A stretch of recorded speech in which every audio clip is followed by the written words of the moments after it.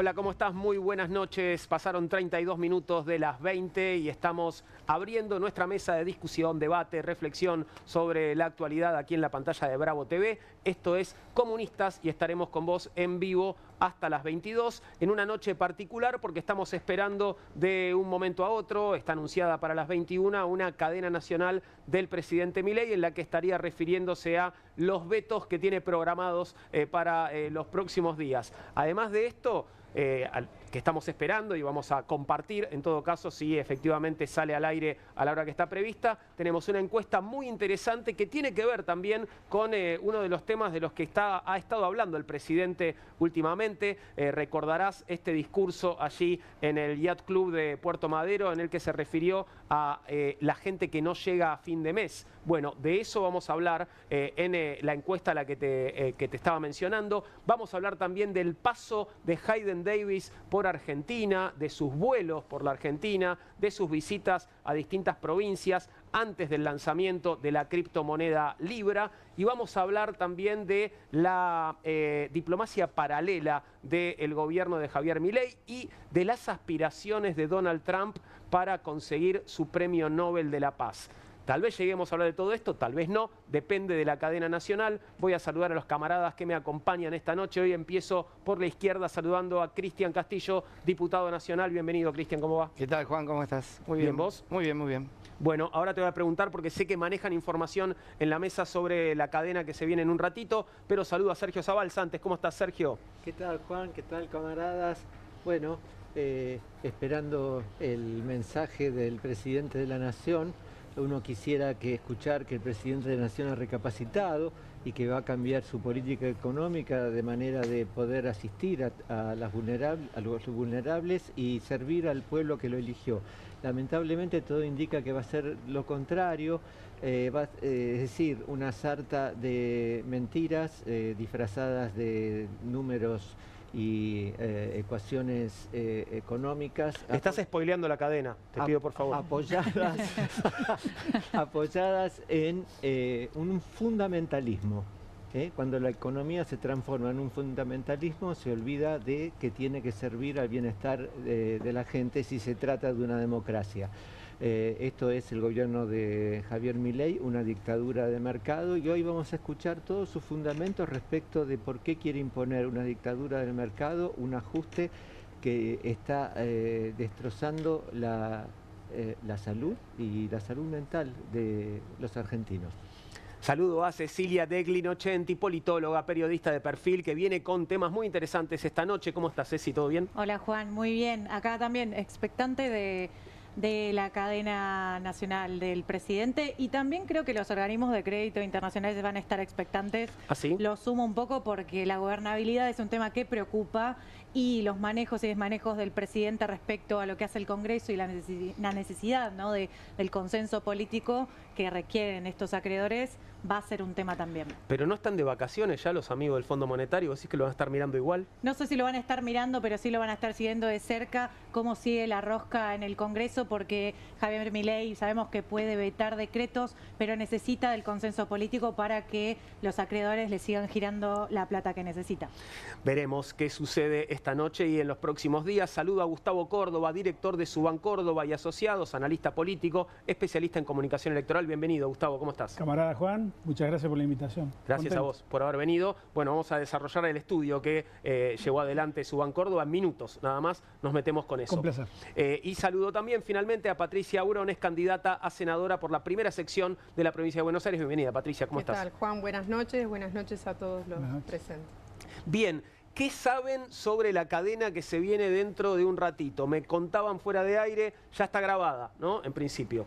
Sí, con el equipo económico, lo grabaron creo que a las 5 de la tarde.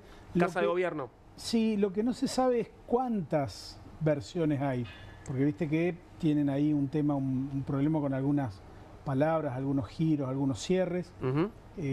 Pero bueno... No, hubo más de una toma, decís. Yo creo que sí, inevitablemente. Lo que no creo que haya sorpresas.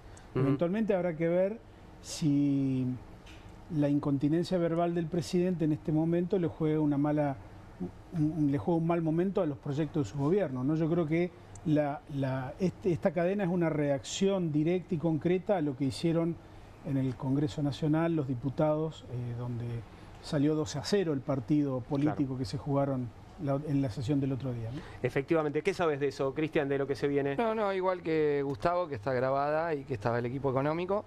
Y coincido también, el gobierno sufrió un golpe importante en el Congreso, sobre todo en lo que más presionó, que fueron la media sanción de la nulidad a los decretos de Sturzenegger, que trabajaron toda la sesión para dejarla sin quórum, hicieron de todo.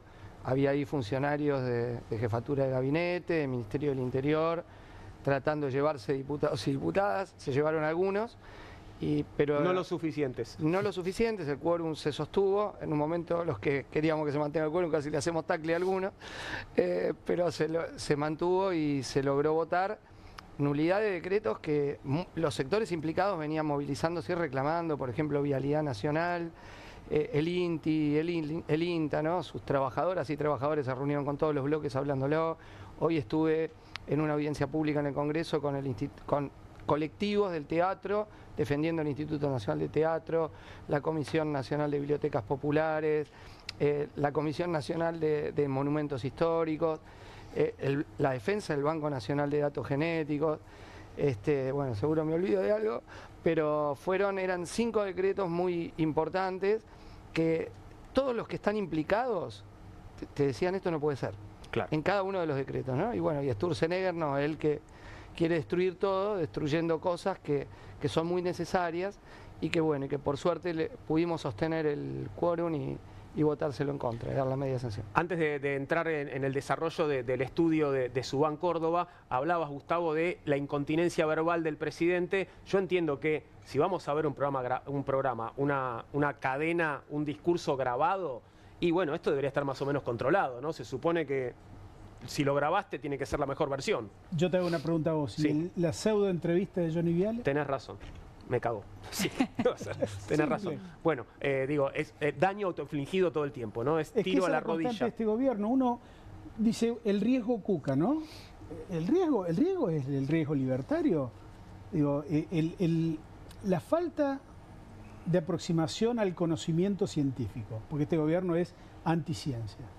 La falta de preparación, de rodaje institucional, la falta de incluso cultura democrática en sus principales miembros, ¿no? A mí me hace pensar que esta gente, primero, está incómoda en un gobierno democrático. Segundo, no tiene los conocimientos como para llevar adelante nada. Fíjate, por dar un solo ejemplo, la impericia en el nombramiento de un candidato, de un mal candidato en la tercera. A ver, antes de nombrar ese candidato especulaban que podían ganar la provincia de Buenos Aires. Salieron con el candidato. El comisario, ¿no? De él estás hablando. Claro, midieron y empezaron a abrir el paraguas despacito diciendo, bueno, no esperamos una victoria. Entonces, fíjate vos, todo es así en este gobierno. El objetivo es romper, pero yo creo que a veces ni siquiera saben lo que están rompiendo. Claro. Vamos a entrar, si les parece, mientras esperamos la cadena nacional, en el estudio de Subán Córdoba, que quiero compartir con ustedes y por supuesto que den sus opiniones.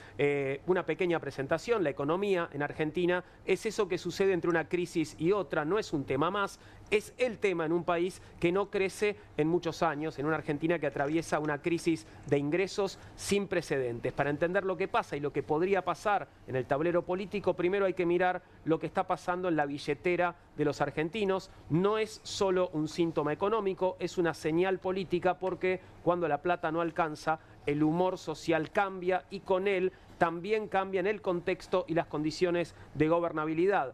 La pregunta ya no es si la economía influye en la política, sino cuán rápido la deteriora. Y de esto es de lo que vamos a hablar y podemos empezar a compartir algunas de las placas que Gustavo nos irás explicando. Esta es la primera, que pregunta cómo calificaría su situación económica personal en los últimos 6 meses. Te escuchamos, Gustavo. Primero por el lado de los que la están pasando bien. 20% de argentinos están igual de bien que en los anteriores 6 meses. Un 17% que mejoró. Digo, este 17% es el que se compra una Ferrari, un Porsche, que puede comprar dólares todos los días, que puede viajar al exterior cuantas veces quiere. Un día puede estar en el Caribe, otro día puede estar en París. Pero es un porcentaje muy chico. Cuando vemos a los que han empeorado su condición económica en los últimos 6 meses tenemos que pensar que entre el 15 y el 47 tenemos casi un 64-65%. Que está mal y peor, ¿no? Claro. Y esto, a ver, primera cuestión que se me ocurre, la mitad de los votantes de Milei están en esa categoría. En la categoría empeoró o igual de mal. Porque si a Milei lo votó el 57, digo, está clarito que hay por lo menos un 20, un 25% de votantes de Milei que está ahí. Claro. Yo diría que este es un aspecto que influye mucho en el contexto económico. El humor social cambia rápidamente y sobre todo cuando el presidente agarró este tema y dijo, es mentira que no lleguen a fin de mes, que dicen que no llegan, es mentira.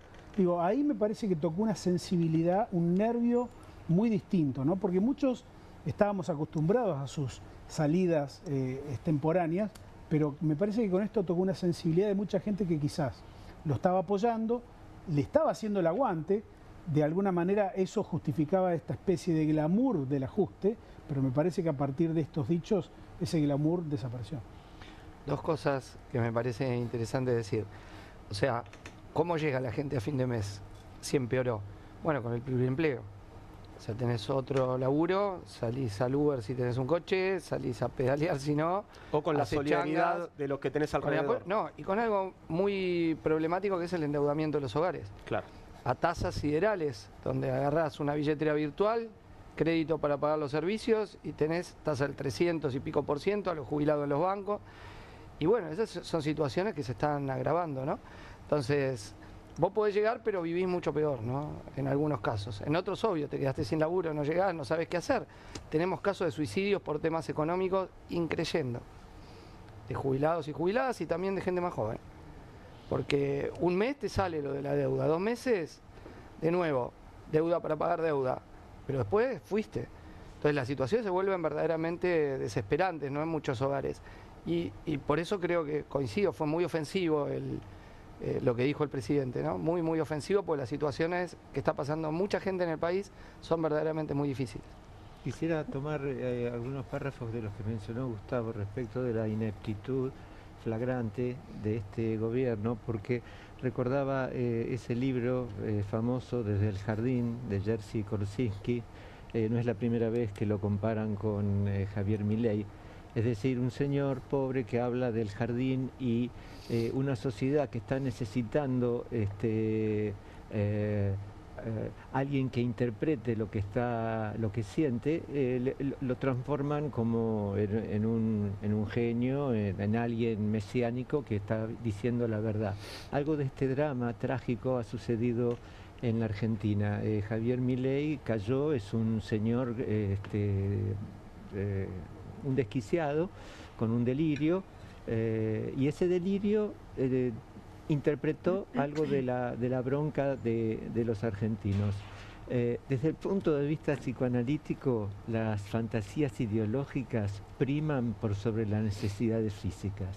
Yo me puedo bancar el hambre si en mi cabeza hay algo que lo justifica. Es tan increíble como esto. Es decir, los argentinos votaron a alguien que sabían que iban a hacer un ajuste. Ahora están viendo que ese señor es un inepto, no sirve, se la pasa diciendo tonterías y mentiras y ya no están, pareciera que no están dispuestos a hacer el esfuerzo. Pongo el acento en esto porque hay todo un debate entre lo que es las razones estrictamente económicas y aquellas que tienen que ver con el ánimo, con la subjetividad, bueno, que desde el punto de vista psicoanalítico le otorga toda una importancia. Sí, Patricia. No, dos cosas quería decir. La primera relacionado al tema anterior con respecto al tema de la cadena nacional. Yo creo que independientemente de los deslices verbales que él pueda llegar a tener, el objetivo de esa cadena nacional es hablarle a los acreedores de la deuda.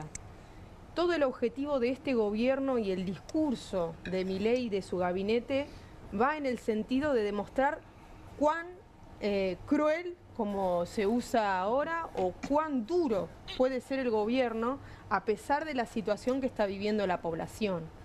que él salga a ratificar que va a vetar, probablemente se van a preocupar en el momento en el que esté haciendo la pose y hablando de que sea lo suficientemente duro como para demostrarle a los acreedores que a pesar de que los trabajadores trabajan 18 horas, 16 horas como se dijo acá, trabajen en 2 o 3 empleos, él va a pagar la deuda, a pesar de que eso signifique cortar el presupuesto con los discapacitados o a los jubilados, él va a pagar la deuda, como dijo, como se dijo hace 100 años atrás, con la sangre y el sudor y el aire de los argentinos y la sed de los argentinos. Eso por un lado. Por otro lado, la reflexión que me dejan estos cuadros, que acá se dijo muy bien, que el punto es cómo se llega a fin de mes, porque hay una realidad que el cuadro no muestra, que es qué hace ese trabajador, qué hace todo el día ese trabajador para llegar a fin de mes en el caso del que pueda llegar. Y acá se planteó muy bien. Lo que a mí me preocupa es lo siguiente, ¿qué hacen las direcciones sindicales frente a este cuadro de situación? Porque la política del gobierno ya la conocemos y no va a cambiar. Se va a mantener así y va a morir de pie, como se dice.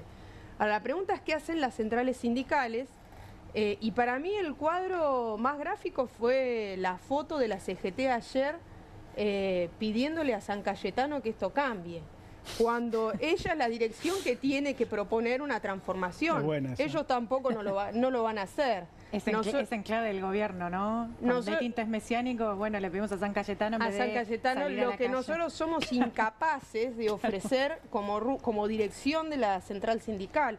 Nosotros ayer decíamos, lo que no se logre con la lucha no se va a lograr con la sotana.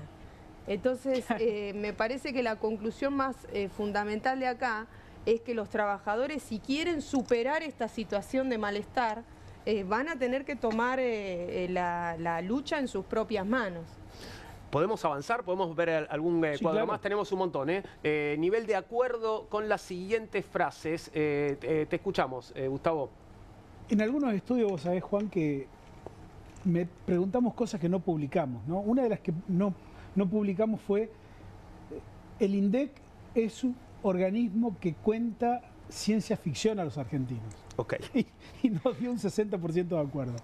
Entonces, esto como para ratificar que los registros del INDEC no tienen nada que ver con lo que la gente te puede decir de sus problemas, del aumento de precio. El que paga un alquiler tiene una inflación diferenciada, hay más de 30% de los argentinos que pagan un alquiler, así que imagínate el impacto que eso tiene. Los que tienen chicos en el colegio tienen otra inflación diferenciada y así todo, ¿no? Pero fíjate, 60% en la última semana volvieron a aumentar todos los precios.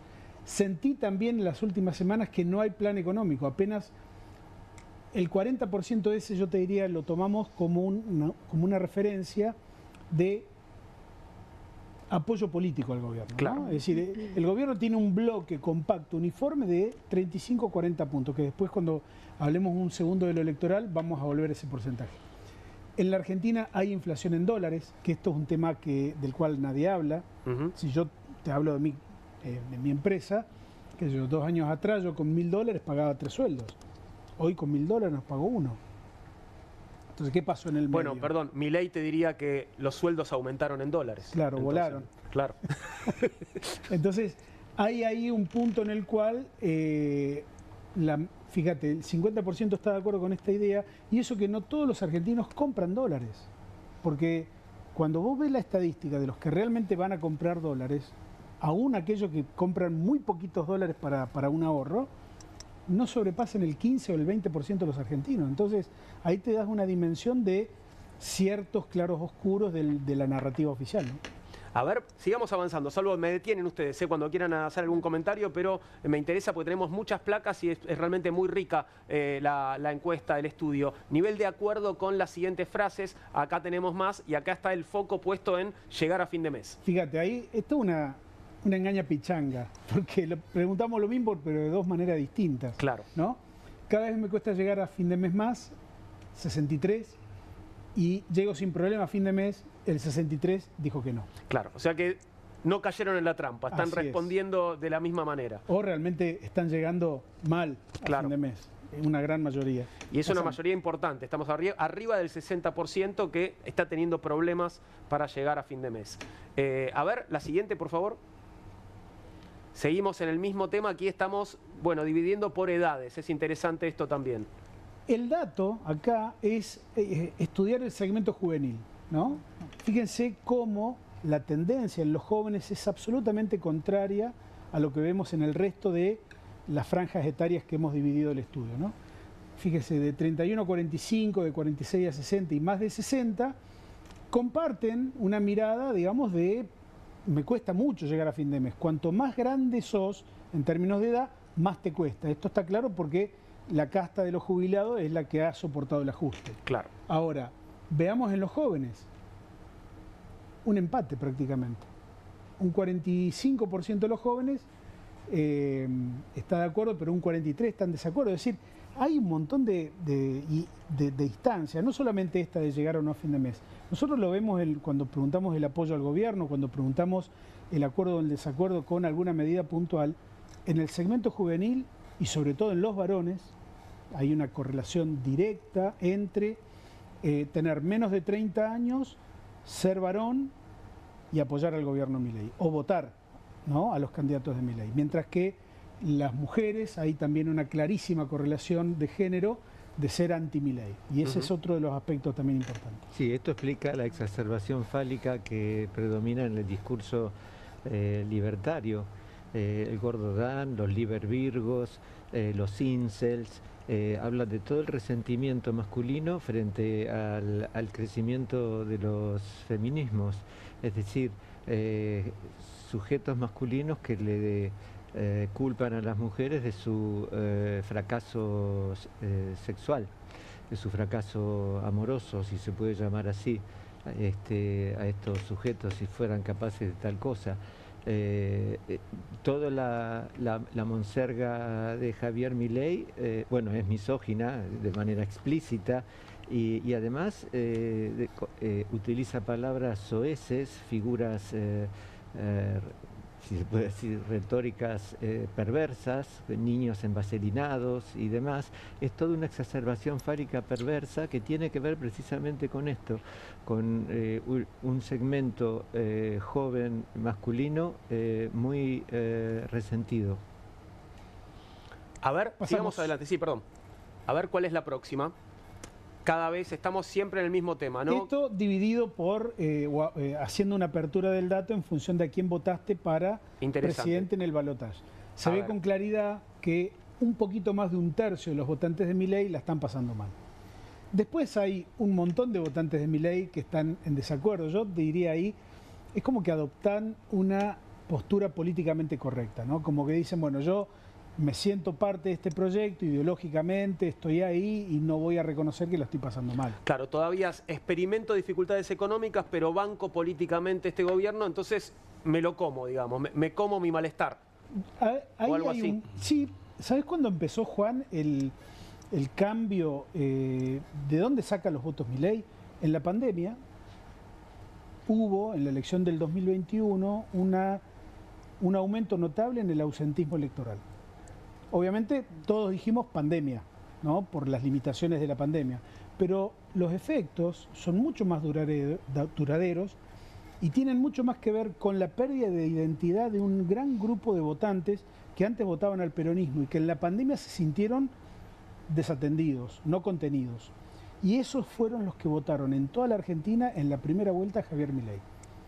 Nosotros estamos investigando y estamos viendo que quizás ese votante ahora está mutando, está cambiando.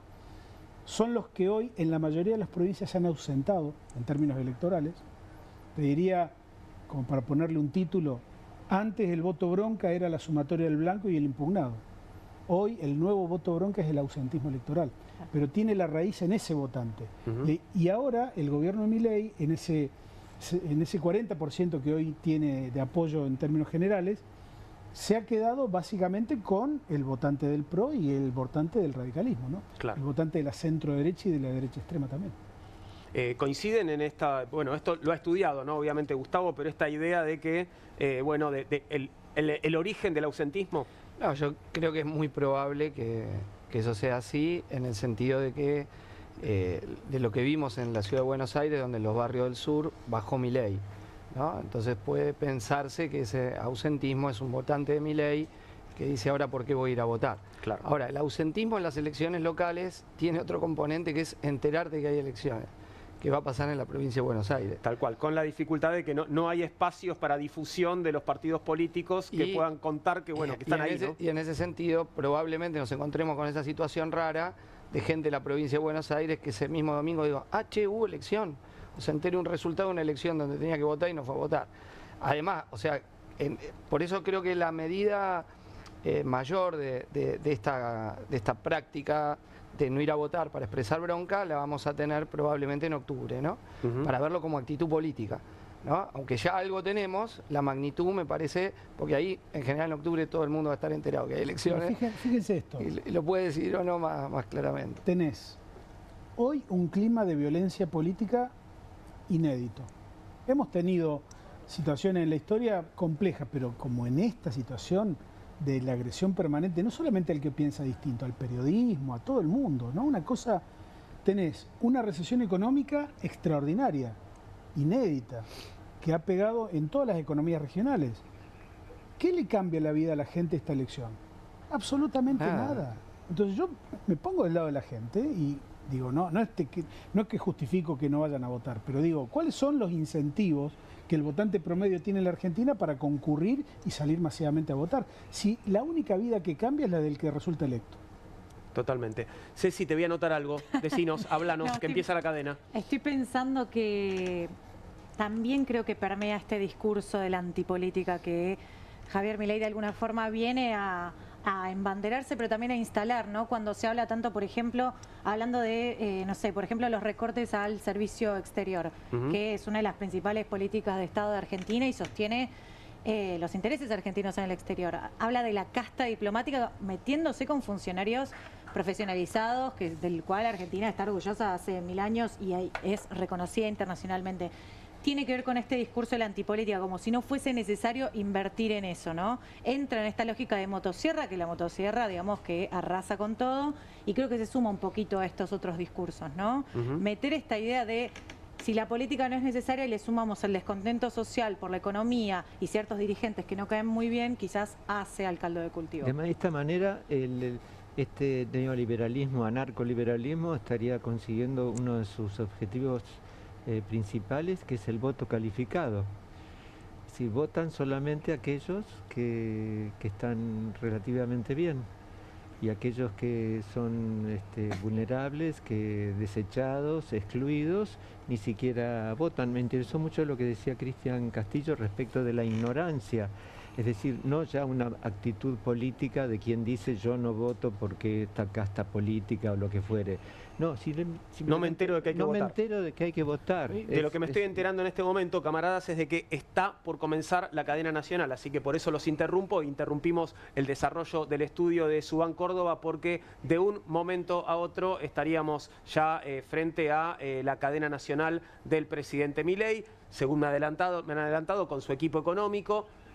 Y ahí viene, Masterclass. A ver si es una Masterclass. Ahí la vemos.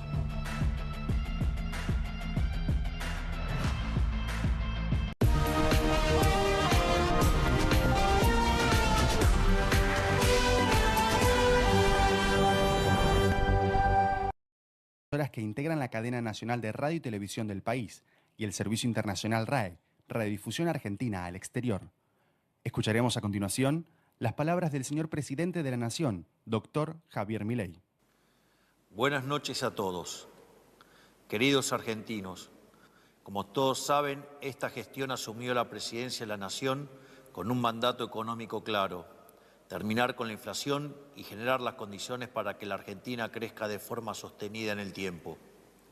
Como les dije hace algunos meses, cuando anunciamos la salida del cepo cambiario, nosotros vinimos a arreglar la economía de raíz, sin atajos ni gradualismo, y la única manera de lograr este objetivo es a través del orden fiscal, el orden monetario y el orden cambiario. Luego de 1 año y medio de esfuerzos, nuestro programa empezó a arrojar sus primeros resultados. La inflación se ha desplomado, pasando de una tasa interanual del 300% cuando asumimos a una tasa interanual del 25%, y va camino a desaparecer para mitad del año que viene. Sacamos de la pobreza a más de 12 millones de personas, de los cuales más de 2,5 millones son jóvenes.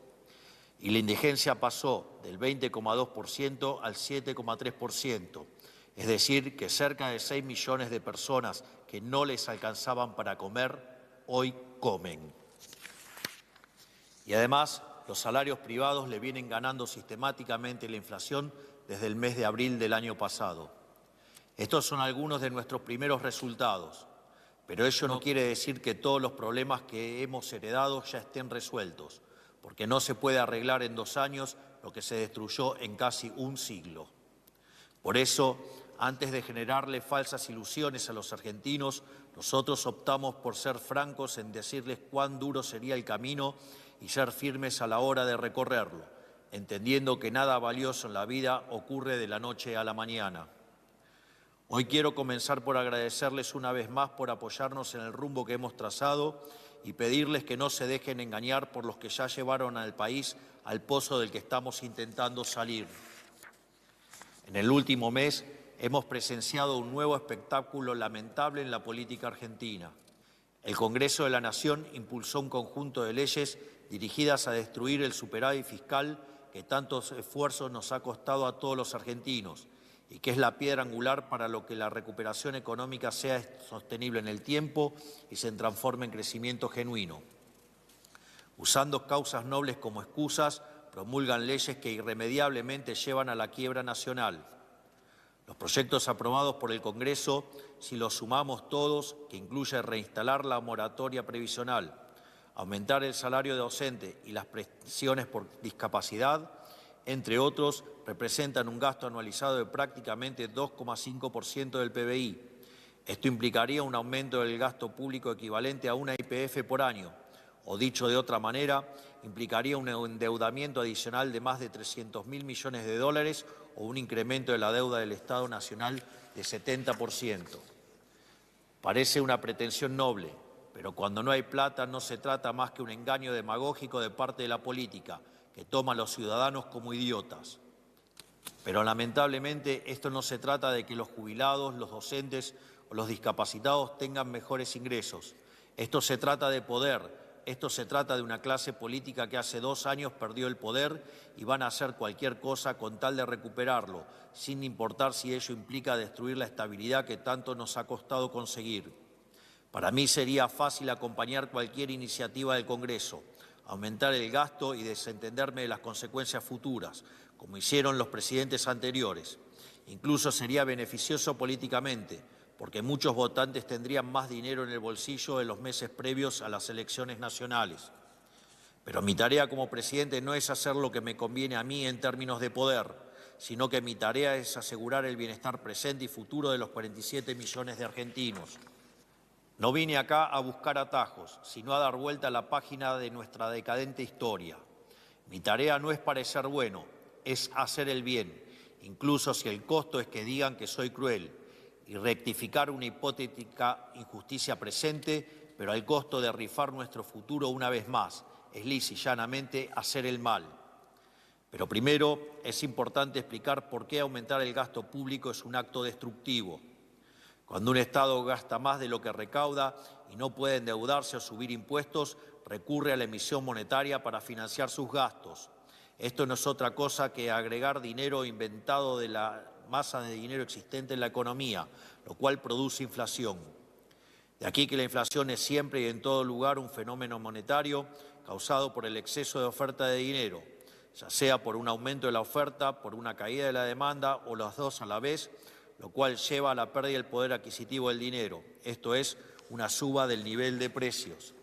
O sea, si la inflación no estuviera directamente ligada a la cantidad de dinero de una economía, podríamos felizmente imprimir billetes para todos y abolir la pobreza por ley. La dura realidad es que emitir dinero no crea riqueza, sino que la destruye, porque le quita valor al dinero que ya estaba en circulación, el dinero que está en el bolsillo de cada uno de los argentinos. ¿Por qué? Porque la cantidad de bienes y servicios que ese dinero puede comprar sigue siendo la misma, lo que hace que haya más pesos por cada bien y servicio disponible. A este robo le damos el nombre de inflación.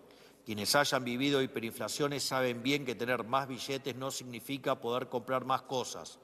De esta forma, se le roba poder de compra a los sectores más vulnerables que no pueden defenderse de este atropello. Lo que vuelve a este fenómeno tan difícil de identificar y tan atractivo para los políticos es que opera con un rezago de 18 a 24 meses, disociando las causas de su efecto. En línea con esto, nosotros fijamos la cantidad de dinero hace un año, lo que hará que para el año que viene la inflación desaparezca por completo. Lo que también vuelve tan tentadora a la inflación es que al no ser distribuida igualmente a lo largo y a lo ancho de la sociedad, genera desigualdades en favor de la política. Es decir, como el Banco Central no le deposita el dinero emitido a cada uno de los argentinos directamente en sus bolsillos y por ende no se le deprecian los pesos a todos por igual y quienes emiten el dinero pueden gastarlo antes de que los precios se vean afectados por el fenómeno inflacionario. Es decir, quien reparte, como siempre ocurre con la política, se queda con la mejor parte. Esto se conoce como el efecto Hume-Cantillon. Al mismo tiempo, quienes necesitan negar que la inflación es un fenómeno monetario suelen excusarse diciendo que el valor del dólar es el que determina los precios de la economía y que la suba del dólar va a causar un aumento de todos los precios para siempre. Pero esto es falso. Cuando la base monetaria está fija, si por algún motivo se produce un cambio en la composición de la demanda en favor de un bien A en detrimento de un bien B, el precio de A va a subir y por ende también sube el gasto en el bien A, por lo que inexorablemente el gasto en el bien B va a caer y por ende también su precio. Por lo tanto, lo que sube el precio de A es compensado con la caída del precio de B, por lo que el nivel general de precios no cambia, sino que lo que ocurre es un cambio de precios relativos. Por lo tanto, la única forma de que haya inflación es que el Banco Central, para evitar la caída del precio B, emita dinero haciendo subir el precio de A más que proporcionalmente y dando lugar a la inflación. Esto significa que, sin convalidación monetaria o puesto de otra manera, con la base monetaria fija, el nivel de precios no varía. Por eso, cuando se terminen de limpiar los rezagos de la emisión monetaria pasada, las fluctuaciones del dólar, de la papa o de las zanahorias no tienen por qué impactar sobre el nivel general de precios y por ende en la tasa de inflación. Hay que decirlo una y otra vez, la única relación causal que existe es desde la cantidad de dinero hacia el nivel de precios. No existe relación causal entre el tipo de cambio y el nivel de precios. La cantidad de dinero es la que va a determinar los precios y si la dejamos constante, una vez que se limpie los rezagos de la política monetaria heredados del desastre de la gestión anterior, la inflación solo será un mal recuerdo del pasado. Hoy el Congreso de la Nación está impulsando gastos sin explicar su fuente de financiamiento y sin preocuparse por que esa fuente implique o no imprimir dinero. Al hacerlo, no está proponiendo otra cosa que o más impuestos que destruyen el crecimiento económico o más deuda causando un genocidio contra los jóvenes, nuestros hijos, nuestros nietos y las generaciones futuras o más inflación que golpea especialmente a los sectores más vulnerables que ellos dicen defender. Por supuesto, en regímenes de alta inflación, los salarios de los diputados y senadores aumentan al ritmo de la inflación y no pierden poder adquisitivo, por lo cual no sufren en carne propia las consecuencias de su propia responsabilidad. Por eso, para ellos es rendidor políticamente mostrarse como defensores de los desventajados, porque no reconocen ni sufren que las consecuencias directas de las políticas que impulsan sea generar inflación y destruir el poder de compra de la gente. Esta práctica define a la casta en su totalidad y es algo que han hecho políticos de todo tipo a lo largo de la historia. Como dijo Sun Tzu hace más de 2 milenios, el gobernante cobarde es capaz de prender fuego a su propio país con tal de reinar sobre sus cenizas. Y es exactamente lo que el Congreso está intentando hacer con sus constantes embates al equilibrio fiscal. No en vano, somos el primer gobierno en 123 años que tiene déficit cero después del pago de intereses. Es paradójico que la figura del Parlamento fue concebida originalmente con el propósito de proteger el patrimonio de sus representados de las garras del Poder Ejecutivo. Por eso, durante las revoluciones americanas, era popular la frase de «no hay tributación sin representación». En una república sana, el Ejecutivo propone los impuestos a cobrar y el Parlamento, en representación del pueblo, decide si los acepta o no en pos de defender los intereses de sus representados. La locura es que aquí es el propio Parlamento el que pretende aumentar el gasto, lo cual implica mayores impuestos y por ende atenta contra los ingresos de sus representados. El verdadero mundo al revés. ¿Cuán lejos estamos hoy de aquel ideal que tomamos como normal que el Congreso nos imponga el gran impuesto no legislado que es la inflación? Por eso mismo, y frente a los continuos intentos del Congreso de la Nación de atentar contra el programa económico del Gobierno y de la prosperidad de los argentinos, quiero anunciarles que en los próximos días estaremos tomando 2 medidas para amurallar el déficit cero y la política monetaria de este Gobierno.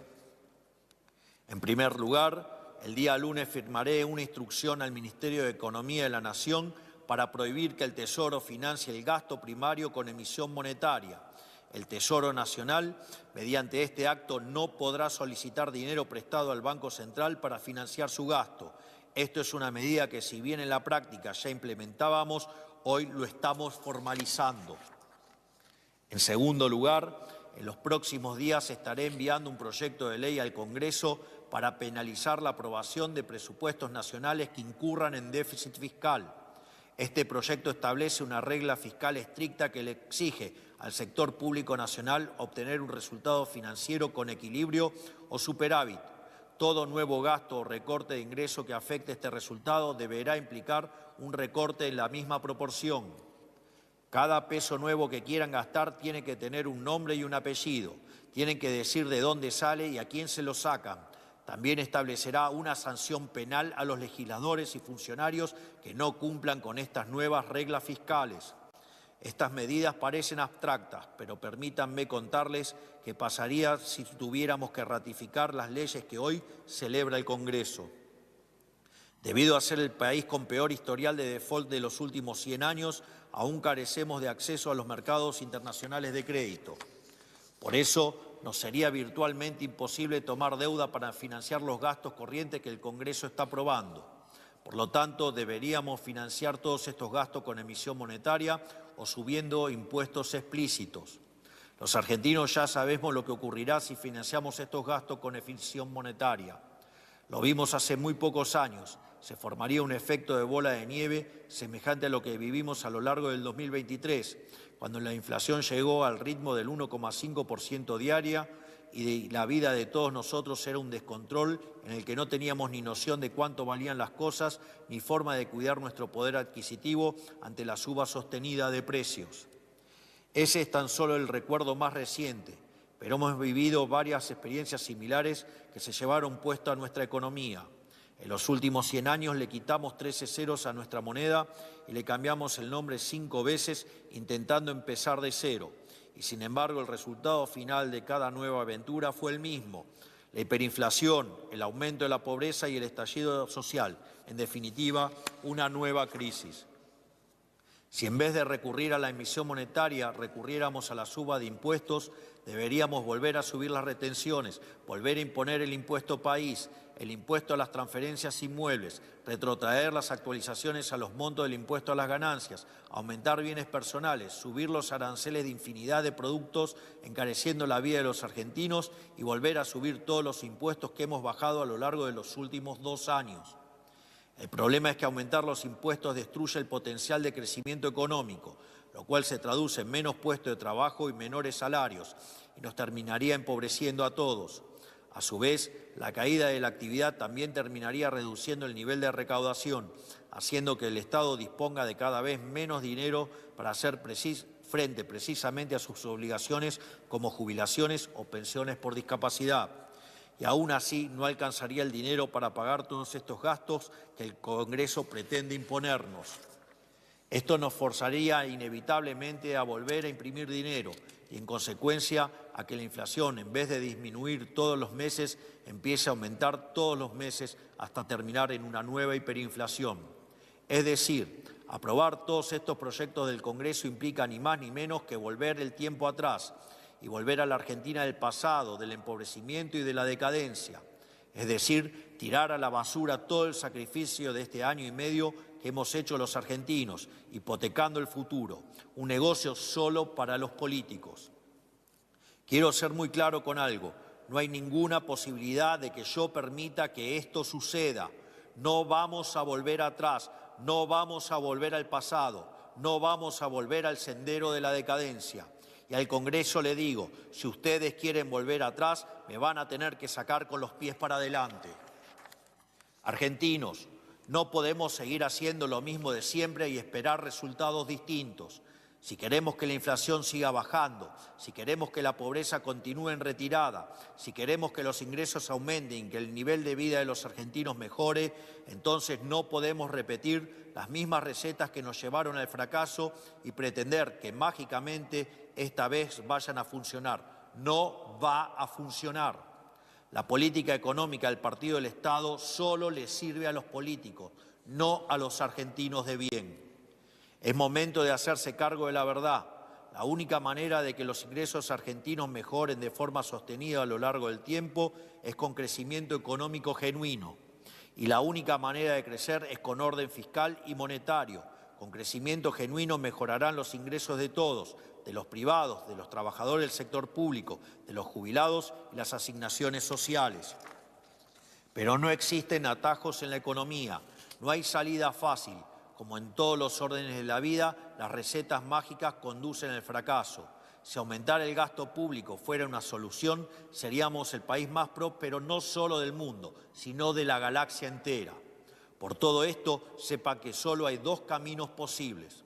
Uno es el que ofrecemos nosotros, un camino distinto por el que la Argentina no ha transitado prácticamente nunca en su historia. Es el camino del crecimiento económico genuino. Este camino solo es posible custodiando celosamente el superávit fiscal y los derechos de propiedad, que permitan que aparezca el ahorro que financie la inversión para el crecimiento. Es un proceso que poco a poco y sector por sector está rindiendo frutos y que pronto trasladará sus beneficios a toda la economía. Eso los políticos lo saben muy bien. Por eso el Congreso ha redoblado sus esfuerzos de sabotaje y obstrucción. Por eso quieren quebrar la economía y arrastrándonos de nuevo al abismo.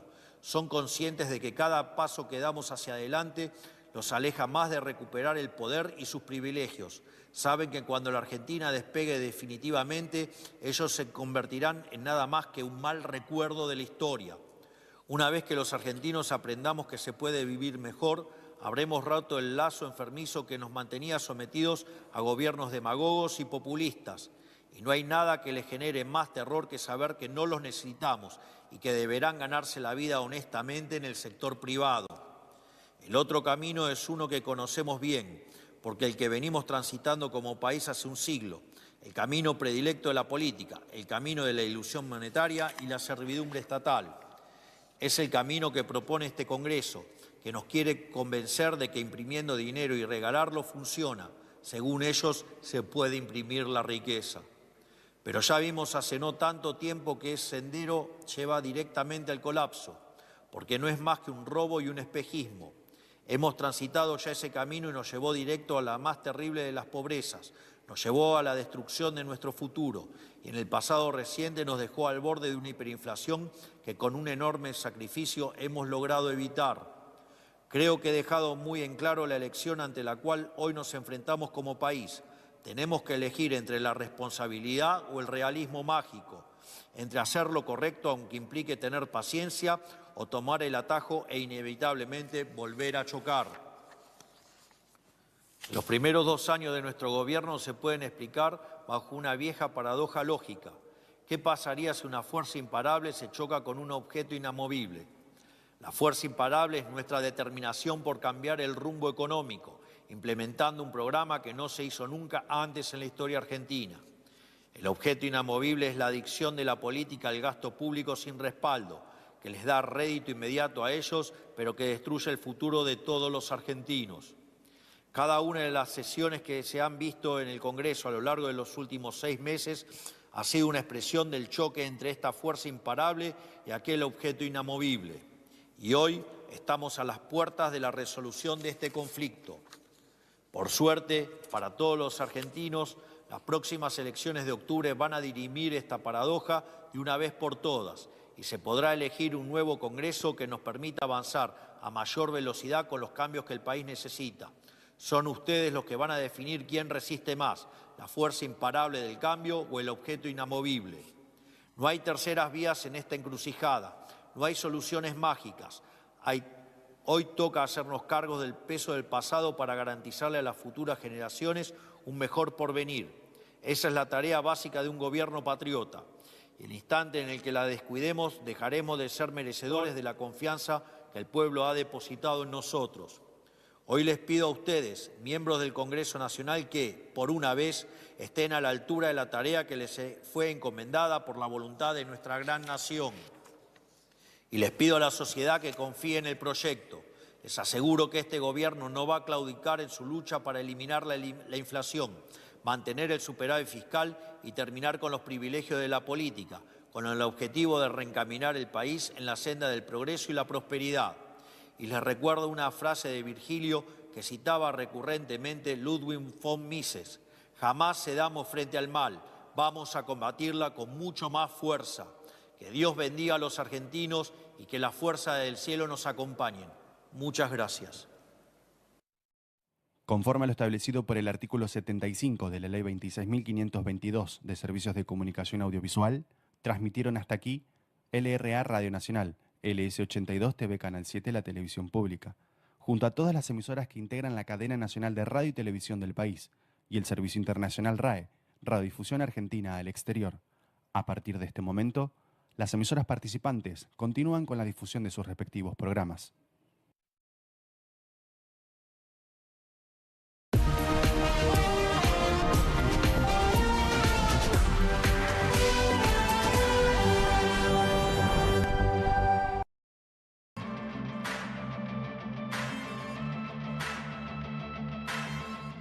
Efectivamente, ahí lo tenía, sea el presidente rodeado de su equipo económico, un discurso de un poco más de 20 minutos, 22 minutos aproximadamente para esta cadena nacional, en la que el presidente le habló a los integrantes del Congreso. Así que voy a pedirle a un integrante del Congreso que sea el primero en hacer su primera reflexión, comentario sobre la cadena nacional. Se lo voy a pedir a todos, por supuesto, pero a vos te hablaba, Cristian. Mira, tantas mentiras con las que dijo, no sé, no nos va a alcanzar 2 o 3 programas para desmentirlo.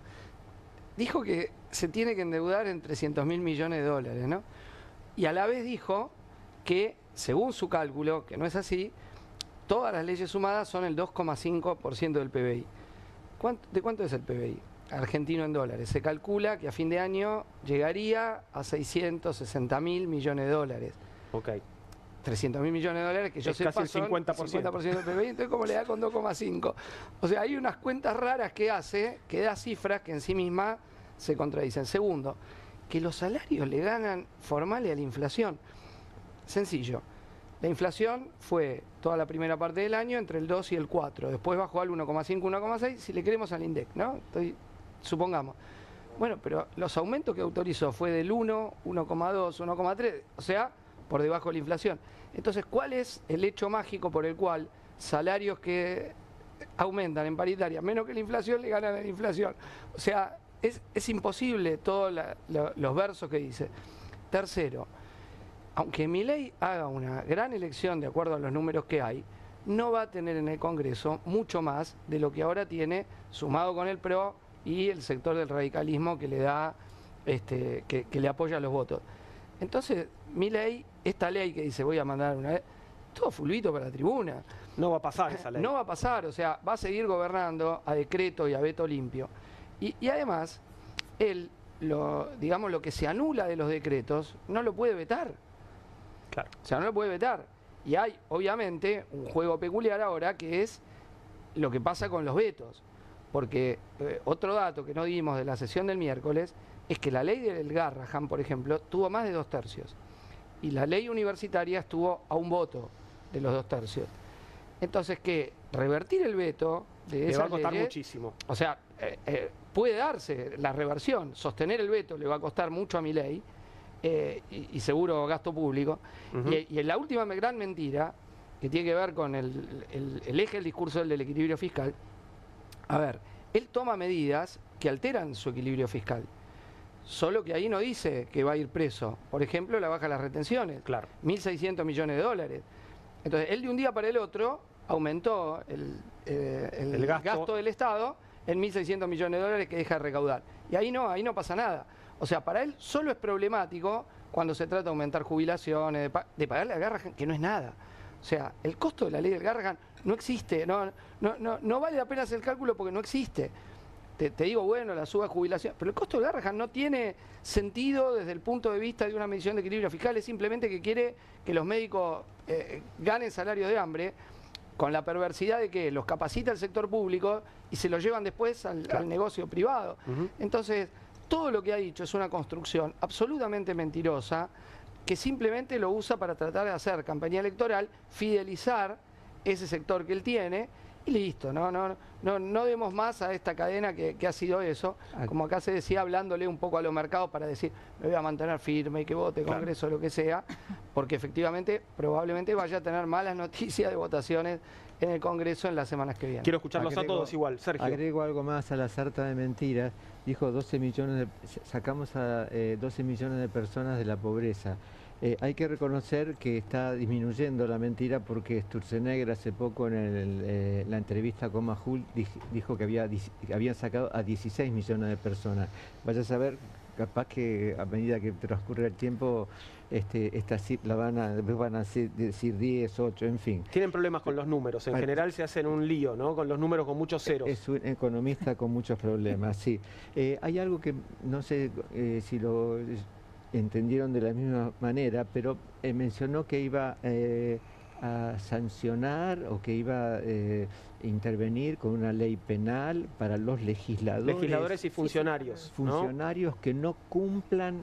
Esto es la dictadura. Esto es la dictadura. Es decir, yo, el Supremo, digo lo que tiene que hacer un legislador.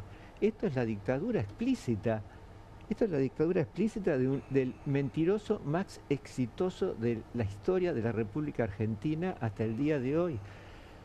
Este señor, es increíble la cantidad de infamias, mentiras y estupideces que dice. Y una cosita más, una cuestión que siempre presto atención a las palabras. Mencionó la palabra genocidio.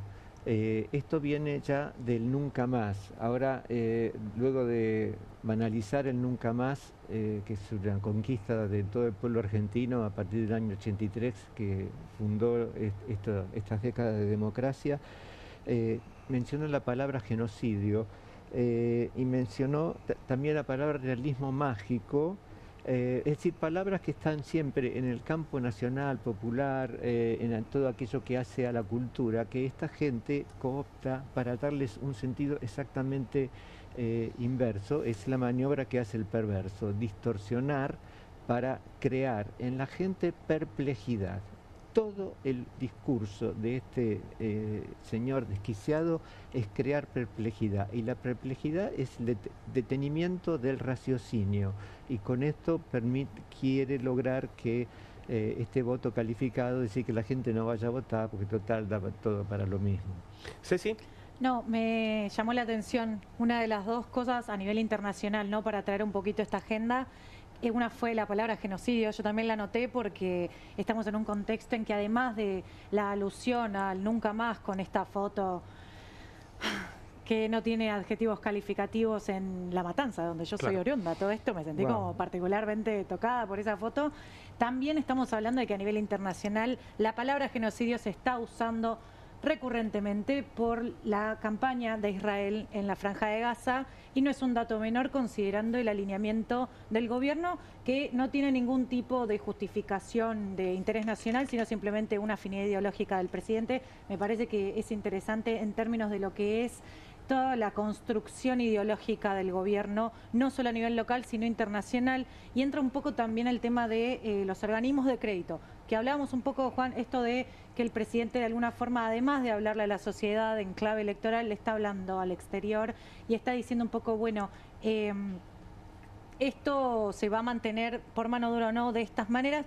y no es casual que haya hecho alusión a lo que fue el grito de la independencia de Estados Unidos, que es la famosa frase, ¿no? No taxation without representation. Él la dijo abiertamente y habló de la Revolución Americana, se refería a esto. No vamos a cobrar impuestos sin representación. Lo dijo en español, yo hago la traducción en inglés por una cuestión de que literalmente esa es la frase a la que hace alusión. Y si no hay una alusión directa, ¿no?, al establishment estadounidense, en este caso, que es el que intenta de alguna forma conseguir el apoyo, obviamente a través del board del FMI, pero también del gobierno de Estados Unidos, me parece que es un dato tremendo. Porque está buenísimo, o sea, ustedes van a hablar del lado electoral, del lado político, del lado del Congreso, el lado de la mano dura. Ahora, el mensaje internacional también es muy claro. Yo, la verdad que a mí me sorprendió que haya hecho alusión a esta frase que es conocidísima para cualquiera que conoce la historia regional, ¿no? ¿Gustavo? Estaba pensando si pasa el detector de mentiras este gobierno. Serio problema, pero me quedo con dos cosas. La primera, ¿qué pasa si pierde las elecciones? Hablemos de riesgo Milei, riesgo libertario. Una puertita que, como decías más temprano, ya abrieron en la provincia de Buenos Aires, ¿no? Por un lado. Exacto. Ojo que a lo mejor no ganamos. Mirá, yo te puedo decir, de la investigación que hemos hecho en estos días, que ha abarcado desde paisajes con nieve a paisajes con tierra colorada y de todo lo que vos te puedes imaginar en la Argentina, estamos viendo una tendencia que no sé si es... Hay algunos colegas que les gusta hablar de que el país se va a pintar de violeta. Completamente violeta. He escuchado a dos o tres que han sido muy específicos con esa idea. Lo que nosotros estamos viendo es otra cosa. Vemos un país con mucha complejidad. Vemos un país en donde la marca, la Libertad Avanza, tiene un nivel de peso electoral que cuando uno la complementa con el nombre, el apellido y la foto del candidato, se produce una transformación, porque vamos a suponer los 30, 35 puntos que puede valer la marca, empieza a valer 20, 25 puntos. Es decir, tiene un notable descenso en cada provincia. No están encontrando las caras adecuadas, entonces. Yo te diría, el gobierno hace la hipótesis de que va a ser una elección posiblemente de 50 puntos. Nosotros estamos viendo un promedio hoy, si se mantienen iguales las condiciones económicas, entre 35 y 40 puntos. Es decir, bastante menos de lo que el gobierno está previendo. No obstante, es una gran elección para el gobierno, ¿sí? Un 50 es un batacazo. Puede ganar en la mayoría de las provincias. Ahora veamos qué pasa si la elección sale más pareja de todo lo que todo el mundo hoy está imaginando. El peronismo, con todas las dificultades que tiene, con Cristina presa, con las diferencias que hay en las tribus que componen el peronismo a lo largo y lo ancho de la Argentina, hace hoy un promedio de 35 36 puntos. Es decir, en principio podemos ver, sin conocer los candidatos en los principales distritos, que las fuerzas políticas se encaminan a una elección mucho más pareja de lo que todo el mundo está viendo. Primer dato. Eso es lo primero. En segundo lugar, este gobierno, tan afecto a los mercados, tan afecto... Uno puede decir que en el GPS del gobierno está la palabra política financiera, pero no política productiva, ¿no? Y en ese sentido, ¿qué pasa si al gobierno y a los candidatos del gobierno le toca perder en provincia de Buenos Aires, la de octubre, si les toca perder en Santa Fe, si les toca perder en Córdoba, si le toca perder en una cantidad de distritos? ¿Sabes por qué? Porque la mayoría de los gobernadores, que es cierto, han tenido una relación compleja y difícil con el gobierno desde el inicio, hay algo que conocen específicamente muy bien, que es el valor de contar con diputados y senadores propios. Claro. Ahí yo te diría, se acaba el lenguaje bonito, se acaba el lenguaje sumiso, y fíjate vos, por ejemplo, Jaldo, que había dicho que se sentía muy cercano al gobierno, hace 2 días dijo que venga el león, que acá tenemos las tijeras que le vamos a cortar la melena. Ah, bueno. Digo, hay algún cambio, hay alguna metamorfosis sobre todo en el contexto electoral que vamos a vivir. Entonces yo digo, y planteo con mucha claridad, que nadie gana hasta que gane y nadie pierde hasta que pierde. Y el gobierno hace mal de adjudicarse un triunfo que todavía no tiene. Patricia. No, pensaba que si esta ley, famosa ley penal, para aquellos legisladores que osen hacer legislar en contra del superávit fiscal, saliera a la luz, el primero que iría preso sería Milei. Porque la política que él está teniendo respecto del pago de la deuda no hace más que engordar el déficit fiscal. él dijo una mentira más, que es que tienen superávit incluso contando el pago de los intereses. Eso es totalmente mentira. El martes de la semana pasada el gobierno ofreció tasas de arriba del 60% para que los bonistas privados se queden con las deudas en pesos. Entonces, el primero en abonar el camino del déficit fiscal y de tener que utilizar la maquinita es el mismo gobierno, porque esa deuda en algún momento se va a tener que pagar. Por lo cual, eso como primer punto. Luego, yo no tengo tan claro que el Senado, digamos, que esté garantizada estas leyes en el Senado. Porque finalmente, algo que planteó él acá, los gobernadores están en una negociación con el gobierno con la cuestión de las partidas presupuestarias para la obra pública, porque tienen las provincias con fuertes necesidades. Es un pedido muy fuerte de los productores en el interior de las provincias, la cuestión de los caminos y la infraestructura. Por ejemplo, en el NOA, para desarrollar el litio, los gobernadores necesitan invertir en infraestructura. Entonces no tengo tan claro que esté garantizado en el Senado. Él le habló a los gobernadores con los que está en plena negociación y va a entrar en esa negociación estas cuestiones. Por eso yo creo que si los trabajadores quieren que estas leyes sean exitosas, van a tener que ellos salir a la calle a garantizar el éxito de estas leyes. Es decir, no confiar en que esto va a salir como por un tubo. Y después lo último que quería plantear, que me pareció muy interesante que planteó ella, que tiene que ver con la palabra genocidio. A mí también me resonó cuando la escuché. Yo creo que él hace una lectura, o el gobierno de él, establece como ningún otro partido en la escena nacional la relación entre el genocidio en Gaza y en Argentina, porque finalmente, ¿cuál es el mensaje que le está dando? Así como yo apoyo a nivel internacional a Netanyahu, que está llevando adelante este genocidio, no me va a temblar el pulso en desarrollar ese genocidio que él le imputa a los demás acá en Argentina, contra los discapacitados, es el mismo grado de brutalidad política que él quiere desarrollar acá, solo que no con las armas, sino con la política económica. Un poco de primeras miradas sobre la cadena nacional de Milei de hace unos minutos nada más. Te propongo una pequeña pausa y volvemos con Comunistas.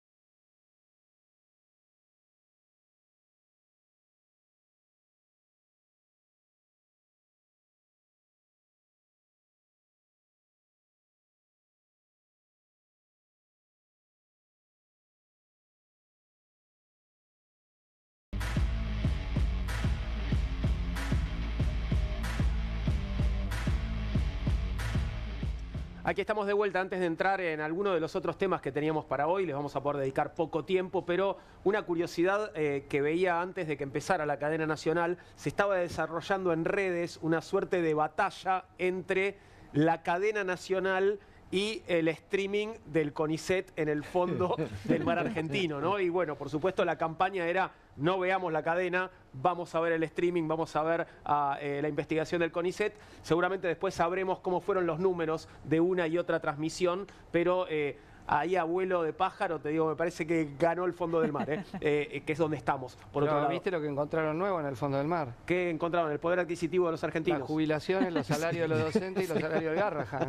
Y del Hermoso. CONICET también. Sí, chistes de Barcelona, en mi Sí. caso por lo menos lo había leído ahí. Bien, entramos un poco en el caso Libra. 3 meses antes del lanzamiento y colapso de la criptomoneda Libra, el empresario estadounidense Hayden Mark Davis recorrió 4 puntos de la Argentina como parte de una comitiva que evaluó inversiones en energía y en minería. Davis afirmó que quería desarrollar un banco de criptomonedas en la Argentina en asociación con el presidente Javier Milei. Esbozó ese plan y aludió a un proyecto de blockchain en el país, para el que incluso visitó oficinas en alquiler en los barrios porteños de Belgrano y Palermo. La gira de Davis por la ciudad de Buenos Aires, las provincias de Neuquén, donde visitó Vaca Muerta, Tierra del Fuego, Catamarca, Salta y Paraguay, ocurrió a mediados de noviembre pasado, para luego retornar a un hotel porteño. ¿Por qué volvió a un hotel porteño? Porque ingresó a continuación a la Casa Rosada bajo autorización de la secretaria general de la Presidencia, Karina Milei, el 21 de noviembre, es decir, 2 meses antes, o 3 casi, 3 meses antes del lanzamiento de Libra. Entró a la Casa Rosada junto al empresario estadounidense Glenn Brooks Heard, a quien Davis llamaba tío, y a otro protagonista del escándalo en ciernes, argentino él, Mauricio Novelli. Cristian Castillo forma parte de la Comisión Libra. ¿Qué tenés para contarnos sobre esto, Cristian? A ver, Davis es un personaje oscuro, un busca de negocios. Y lo cierto es que si yo tomo las 2 acciones que se hicieron de investigación en el Congreso, que fue la interpelación al jefe de gabinete Guillermo Francos y una audiencia informativa que duró más de 9 horas, donde estuvieron los principales especialistas en el tema cripto y varios periodistas que investigan. Hubo después algunos expositores que puso el gobierno que se contradijeron, fue muy cómico, porque uno de ellos estaba diciendo que no fue una estafa y lo pasan hablándole a sus clientes diciendo que fue una estafa. Lo compartimos aquí en el programa. Eso. Sí. Muy peculiar. Digamos, lo que está claro es que el gobierno siguió una ruta que, cuando le presentan un emprendimiento económico, como dijo que iba a hacer esto para fondear las pymes, lo mandan a una evaluación especial y luego después ven si es pertinente o no. En este caso no hubo nada de eso. Entró Davis de la mano de Novelli y de otro personaje ahora que todos teníamos un nombre, que era Julián P., y que se sabe Parece que no existe. Que no existe como Julián P., existe el tipo con otro nombre, o sea, puso un nombre trucho. Por eso había una investigación que era preguntarle a Migraciones por dónde entró Julián P. Claro. Y no entró ningún Acá Julián no hay P. ningún Julián P. Bueno, ahora hay que ver si entró con el nombre verdadero de él. Que bueno, digo, para ver hasta lo trucho que es, ¿no? Porque Sí. que con este nombre, Julián P., el tipo estuvo en La Rosada, la foto con Milei también, de la mano de Novelli. Él dijo que Novelli lo llama ese día para poner los tweets. Bueno, hay todo un intercambio. Y lo cierto es que todo lo que sabemos, que Milei estaba al tanto de esto, no podía no saberlo. O sea, sin él no hay estafa, sin un link que él pone en el posteo en X, que es donde empieza, donde todos nos enteramos, no hay estafa.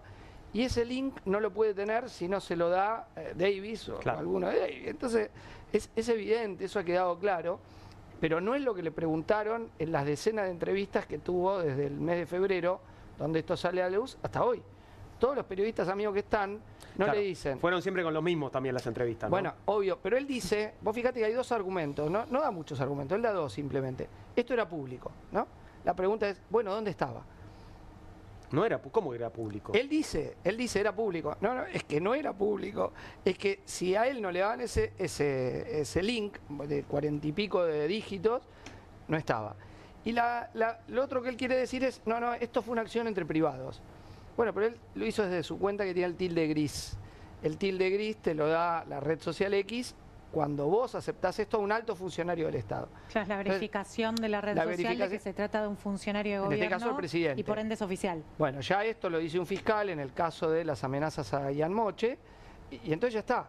O sea, los dos argumentos que él da son dos argumentos que se caen, y hay una violación flagrante de la Ley de Ética Pública, donde en su capítulo 2, artículo 2, inciso H, no puede promocionar negocio privado.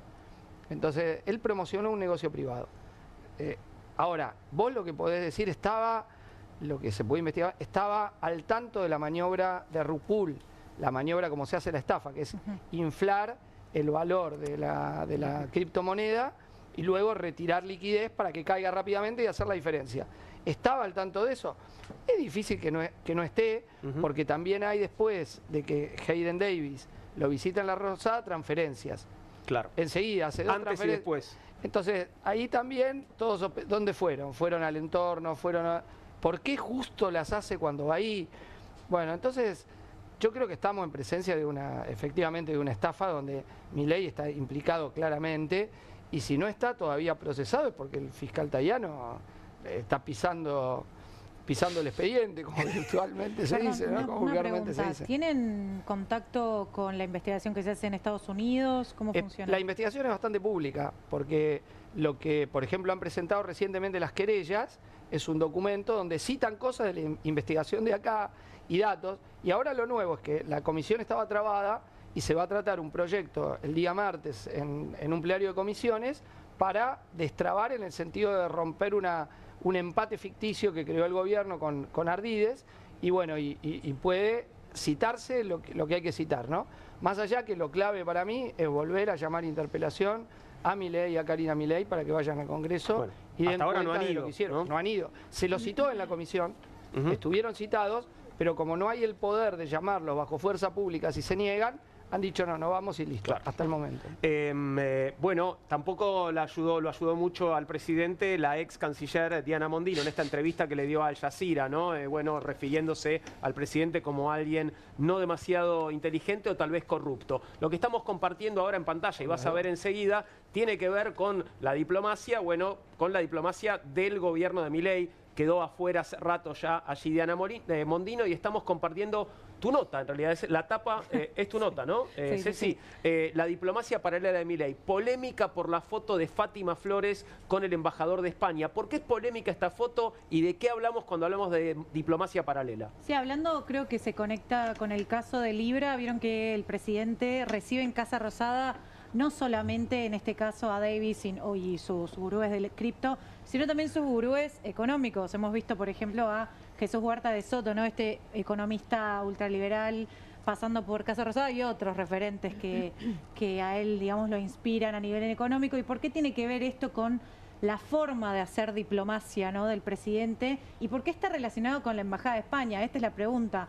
Y se mezcla un poco con todos estos temas porque, a ver, en la Embajada de España recientemente fue noticia por esta foto que vemos en pantalla, que él es Wenceslao Bunge, que es el embajador en España, que viene a mostrarse con la exnovia del presidente. Recordemos que además volvió también a saltar a la escena pública porque Milei, a pesar de que no hay plata, va a viajar una vez más a Estados Unidos. El canciller dijo que va a ser más pronto que lejos, algunos hablan que va a ser ahora en agosto, y mismo que él va a ir al show que tiene Fátima Flores en Las Vegas, ¿no?, a principios de septiembre. Entonces, por eso digamos que esta foto que vemos en pantalla no cayó bien en Casa Rosada. Hablamos de Karina Milei, la hermana del presidente y secretaria general de Presidencia, que no tiene una muy buena relación con Fátima, y esta foto le molestó particularmente porque el embajador de España sube al canal oficial con esta foto con Fátima Flores en un contexto de rareza, porque la Embajada de España se empezó a tejer como una suerte de embajada paralela, o no embajada paralela, sino desde donde se tejen los hilos de Cancillería en función de este alineamiento ideológico de Javier Milei con Estados Unidos y con Israel, que dicho sea de paso es lo único que sabemos, ¿no?, de la política exterior. Y bueno, ¿por qué es importante hablar de política internacional, no? Bueno, Perón decía que la política real es la política internacional. Es cierto porque, como vimos hoy en la cadena nacional del presidente, hace referencia permanentemente, ¿no?, a otros países, en este caso Estados Unidos. Y en España en particular, esta figura quizás no es tan importante de manera directa, Wenceslao Bunge, sino quien opera detrás de la Embajada de España, que es una figura que se llama Alejandro Nimo. No sé si ustedes han escuchado hablar, bueno, tiene que ver con la rosca diplomática y por dónde se van tejiendo los hilos que después impactan en la política nacional. Este Alejandro Nimo, que bueno, surgió en el menemismo, después fue macrista, después fue albertista. Alberto, de hecho, fue O sea, quien lo viene desde los nombra. 90 jugando. Sí, él es de la cuna del peronismo de Avellaneda. Nada que ver con Guillermo Nimo, el árbitro, ¿te acordás, no? Chic, chic. No, nada que ver. Y tampoco es esta persona que vemos en pantalla, él es el actual embajador. Bueno, Alejandro Nimo opera como una suerte de embajador paralelo. Él, bueno, digamos que cuando gana Milei se hace mileísta. Y recientemente fue foco de una polémica porque salta a la luz un nombramiento de una española para un cargo argentino en la Embajada de España, que se llama Eva Carrasco, y él es, digamos que es una suerte de operador libertario en la Embajada, y es por eso que se habla de esta diplomacia paralela, es decir, desde ese lugar se están tejiendo los hilos que después terminan decantando desde Casa Rosada hacia Cancillería, en lo que es una de las principales políticas de Estado de la Argentina, que es la política exterior, y que hoy está sufriendo fuertes recortes también. Bueno, Milei, hablabas de los viajes a Estados Unidos, tuvo también más de un viaje a España y muchos vínculos con la derecha española. No sé si señor Nimo estará jugando también en esa liga, ¿no? Tiene que ver con eso, sí. Bueno, este señor, que es un camaleón político, ¿no? Como describimos de alguna forma, es el que ahora está en contacto con todos los referentes económicos que sustentan el armado ideológico del presidente. Jesús Huerta de Soto es además el director del máster que este sujeto cursó, y que a todo esto a nosotros nos llegan también los audios de él diciendo que yo no tengo por qué no nombrar a esta persona en este cargo. Hablamos, son sueldos carísimos y que van un poco en contra de esta retórica del no hay plata. Del no hay plata, ¿no? Claro.